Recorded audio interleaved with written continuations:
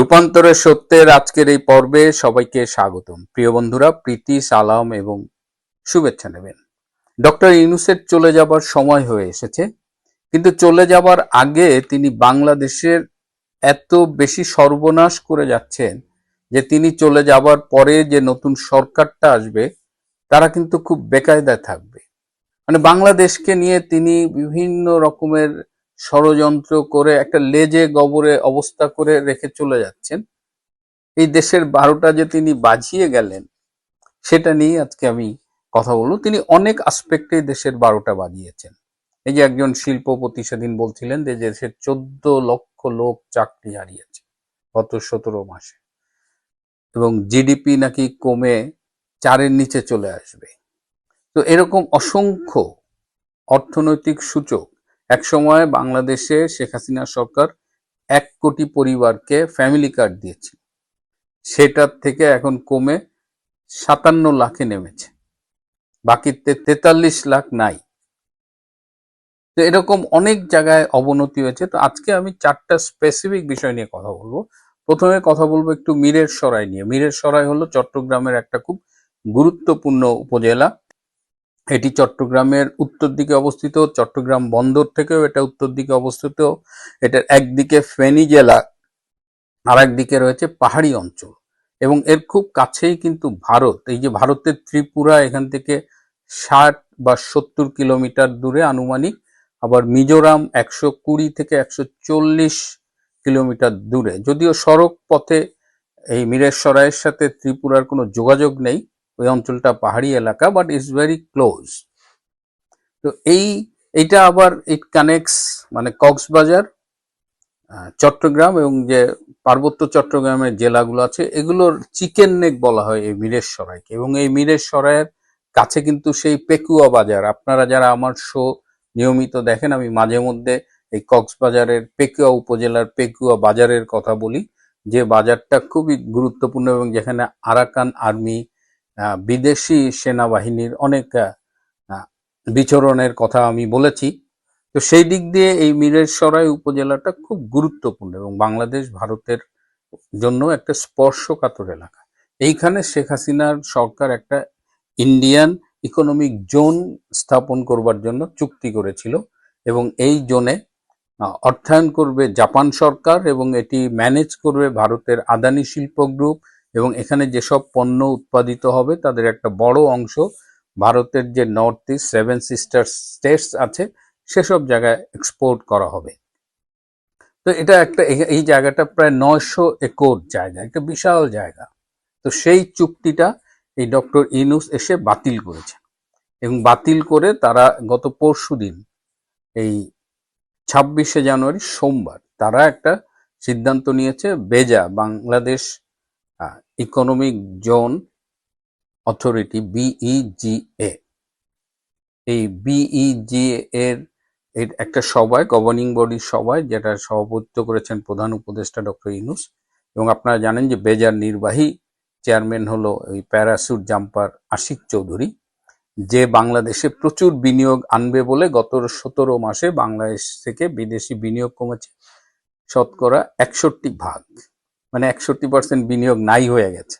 তো এখন সে বুঝাচ্ছে যে পৃথিবীতে বড় বড় সমরাস্ত্র, যুদ্ধ বিমান, এর বাইরেও নাকি প্রতিরক্ষার অনেক ছোট ছোট জিনিস দরকার, যেমন গুলির নাকি অনেক অভাব, স্বল্প মাত্রার মিসাইল, ট্যাঙ্কের অ্যাক্সেসরি, এগুলো নাকি অভাব। সো এইগুলো বাংলাদেশে তৈরি করতে হবে। সুতরাং মীরেরসরাইয়ে ভারতীয় ইকোনমিক জোনটা বাতিল করে তারা সেখানে এখন করছে ডিফেন্স ইন্ডাস্ট্রিয়াল জোন বা প্রতিরক্ষা পার্ক। এখানে এখন এই জায়গাটা তারা বিদেশিদের কাছে দিয়ে দেবে। অলরেডি আমেরিকার কাছে তারা বলেছে যে তোমরা মীরেরসরাইটা নাও, এবং এখানে তারা এই এই সামরিক অস্ত্র উৎপাদনের কারখানা করবে। এখন দেখেন, ভারতের এত কাছের একটা জায়গায় আমেরিকার হাতে তুলে দিচ্ছে। এর আগে লালমনিরহাটের যে বিমানবন্দর, সেখানে অলরেডি চায়নার কিন্তু অনেক ইনভলভমেন্ট এসেছে, যেটা খুব কাছে ভারতের শিলিগুড়ি বা ভারতের চিকেন নেকের খুব কাছে। অর্থাৎ এই যে ভারতের এবং বাংলাদেশের যে সীমান্ত এলাকা, সেখানে বিদেশি শক্তিকে এনে এই ডক্টর ইউনূস বিভিন্ন জায়গায় প্লেস করতেছে। তো স্বভাবতই এটা নিয়ে ভারতের মধ্যে একটা রিয়াকশন হয়েছে, বাংলাদেশেরও অনেকে বিষয়টা ভালোভাবে দেখেনি, যে এইখানে মানে অনেকটা পায়ে পা দিয়ে ঝগড়া করার মতো ভারতের সাথে ডক্টর ইউনূস দায়িত্ব নেওয়ার আগের থেকে তার মধ্যে আমরা যেটা দেখছি সেটা কিন্তু এই মীরের সরাই নিয়ে দেখলাম। আরো কিছু ঘটনা ঘটেছে, যেমন গতকাল গতকাল 27শে জানুয়ারি ছিল মঙ্গলবার, চীনের সাথে এই G2G চুক্তির আওতায় আমাদের বিমান বাহিনী এবং China electronics technology group corporation international CETC এদের মধ্যে একটা চুক্তি হয়েছে যে বাংলাদেশে ড্রোন উৎপাদন করা হবে এবং অ্যাসেম্বল করা হবে এবং এর মধ্যে প্রযুক্তি হস্তান্তরও করা হবে। তো এই যে কদিন আগে গত 23 তারিখে বাংলাদেশের মার্কিন রাষ্ট্রদূত ব্রেন্ট ক্রিস্টেনসেন সে কিন্তু ডক্টর খলিল, আমাদের জাতীয় নিরাপত্তা উপদেষ্টা এবং প্রধান উপদেষ্টা ডক্টর ইউনূসের সাথে দেখা করেছে এবং চীনের সাথে এই দহরম মহরম নিয়ে তাদের আপত্তি জানিয়েছে। এবং তখন আমরা শুনেছিলাম যে চীনের সাথে যে 6টা MOU স্বাক্ষরিত হয়েছে সবগুলো বাতিল করা হবে, এই ড্রোন কারখানাটাও স্থগিত করা হবে বা বন্ধ করা হবে, এরকম আমরা শুনেছিলাম। তো 23 তারিখ থেকে গতকাল 27 তারিখেই দেখলাম যে চায়নার ওই কোম্পানির সাথে বিমান বাহিনী চুক্তি স্বাক্ষর করেছে। তো এটা নিয়ে কিন্তু আমেরিকার মধ্যে হিউজ রিপারকেশন হয়েছে এবং আমাদের যে জাতীয় নিরাপত্তা উপদেষ্টা ডক্টর খলিলুর রহমান, যিনি আমেরিকার খুব ঘনিষ্ঠ বলে আমরা সবাই জানি, হ্যাঁ, তিনি খুবই হতাশা প্রকাশ করেছেন এবং তিনি এত দুঃখ পেয়েছেন যে তিনি বলেন যে আমি তো চলে গিয়েছিলাম, ডক্টর ইউনূস আমাকে যেতে দেয়নি এবং আমাকে রেখে তিনি আর কত অপমান করবেন। তো যে আমেরিকার সমর্থনে অবৈধভাবে ক্ষমতা দখল করলো, সে ইউনূস আবার আমেরিকাকে চটিয়ে চায়নার সাথে এই ড্রোন তৈরির চুক্তি স্বাক্ষর করলো। তো এটাও ভবিষ্যতের সরকারের জন্য কিন্তু একটা খুব জটিলতা তৈরি করতে পারে, কারণ পরবর্তীতে যে সরকার আসবে তারা আমেরিকার চোখ রাঙানি উপেক্ষা করে এই চুক্তি চালিয়ে যাবে কি না এটা নিয়ে একটা, যাই হোক, তাদের একটা পেইন হবে। এর মধ্যে আরেকটা হলো যে আপনারা জানেন যে আদানি গ্রুপের ভারতের বিদ্যুৎ কেন্দ্র থেকে বাংলাদেশ 500 মেগাওয়াট বিদ্যুৎ কেনে, কিন্তু এই শীতে আদানি কিন্তু পুরো 500 মেগাওয়াট সাপ্লাই করতে পারতেছে না। তো ন্যাচারালি আদানির পক্ষে যুক্তি হলো যে আমাদের এখন অনেক মেনটেনেন্স চলতেছে, সো আমরা পুরোটা সাপ্লাই করতে পারছি না, আর আমাদের প্রচুর বকেয়া বিল হয়েছে, আপনারা বকেয়া পরিশোধ করুন। ডক্টর ইউনূস কিন্তু রেগুলার ইউনূসের প্রশাসন থেকে চিঠি লেখা হয় আদানিকে যেন যতদূর সম্ভব বিদ্যুৎ সরবরাহ করে, এবং যেহেতু 500 মেগাওয়াট পুরোটা সাপ্লাই করতে পারছে না, আপনার খোঁজ নিয়ে দেখবেন যে এই শীতকালে ঢাকায় কিন্তু প্রতিদিন প্রায় 2 ঘন্টার মতো লোডশেডিং হচ্ছে। এটার অন্যতম কারণ হলো আদানি পুরো বিদ্যুৎটা দিতে পারছে। আবার এই ডক্টর ইউনূস একটা সুপারিশমালা রেখে গেছে পরবর্তী সরকারের জন্য, যে আদানির সাথে বাংলাদেশ সরকারের যে চুক্তি তা অনেক ত্রুটিপূর্ণ এবং এই চুক্তিটা যেন বাতিল করা হয়। ডক্টর ইউনূস কিন্তু নিজে 17 মাসে এটা বাতিল করেনি, কিন্তু পরবর্তী সরকারের বিদ্যুৎ একটা ক্রাইসিস যেন তৈরি হয়, যেন পরবর্তী সরকারের কাছে সে রিকমেন্ডেশন রেখে গেছে।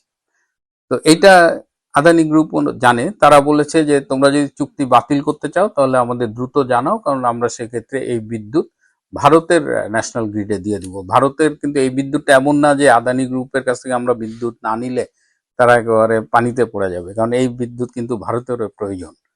আরেকটা বিষয় হলো যে এই যে চট্টগ্রামের সবচেয়ে বড় container terminal NCT, new marine container terminal, এইটা এই যে ইউনাইটেড আরব এমিরেটসের DP ওয়ার্ল্ডের হাতে তুলে দিচ্ছে এর ম্যানেজমেন্টটা। এটা নিয়ে কিন্তু রিট করা হয়েছিল এবং রিট করার ফলে আমাদের উচ্চ আদালত একটা দ্বিধাবিভক্ত রায় দিয়েছিল, যার ফলে এটা এখনো নিষ্পত্তি হয়নি। তো এই অবস্থায় ডক্টর ইউনূসের প্রশাসন দ্রুততম সময়ের মধ্যে এই চুক্তিটা করে ফেলবে এবং আগামী 1 ফেব্রুয়ারি এই DP ওয়ার্ল্ডের সাথে চট্টগ্রাম বন্দর কর্তৃপক্ষের চুক্তি স্বাক্ষরিত হবে এবং এই চুক্তি স্বাক্ষরিত হওয়ার আগের যে স্টেপগুলো সেটা অত্যন্ত গোপনীয়তার সাথে এবং দ্রুততম সময়ের সাথে এটা সম্পন্ন করা হচ্ছে। এটা নিয়ে কিন্তু সারা দেশে একটা অলরেডি একটা ক্ষোভ দানা বাঁধছে। আমাদের বন্দরের শ্রমিক কর্তৃপক্ষ বা বন্দরের যেসব স্টেক হোল্ডার আছে, আমাদের বিভিন্ন রাজনৈতিক দল, সবাই এই চুক্তিটার বিরুদ্ধে, কিন্তু ডক্টর ইউনূস এবং নৌ পরিবহন মন্ত্রণালয় বন্দর কর্তৃপক্ষকে দিয়ে এই চুক্তিটা খুব দ্রুততার সাথে সম্পন্ন করছে। ধারণা করা হচ্ছে যে এই চুক্তি সম্পন্নের সাথে প্রচুর নগদ অর্থের লেনদেন জড়িত। যদি নিজেদের কোনো স্বার্থ না থাকে তাহলে কেন তারা এই বিষয়টা পরবর্তী নির্বাচিত সরকারের জন্য না রেখে তাড়াহুড়া করে আদালতের অবমাননা করে এই বিষয়টি করছে, সেটা নিয়ে কিন্তু কথা হচ্ছে। কারণ যেহেতু আদালতে বিষয়টা বিচারাধীন এবং কোনো ফাইনাল ডিসিশন আসেনি, এই অবস্থায় একটা ফরেন কোম্পানির কাছে এইভাবে আমাদের কন্টেইনার টার্মিনাল দেওয়াটা অপরাধ, আইনি অপরাধ। কিন্তু ডক্টর ইউনূস তো এগুলো মানছে না। সো এই যে 4টা উদাহরণ দিলাম, বাংলাদেশের জন্য কিন্তু 4টা বড় বড় ক্রাইসিস তৈরি করে রেখে গেল ডক্টর ইউনূস, যার কিভাবে হ্যান্ডেল করবে পরবর্তী সরকার আমি জানি না, but that will B a huge problem for the next government. প্রিয় বন্ধুরা, আজ এ পর্যন্তই। ভালো থাকবেন, সুস্থ থাকবেন, তার চেয়েও জরুরি হলো নিরাপদে থাকবেন। সবাইকে অনেক ধন্যবাদ।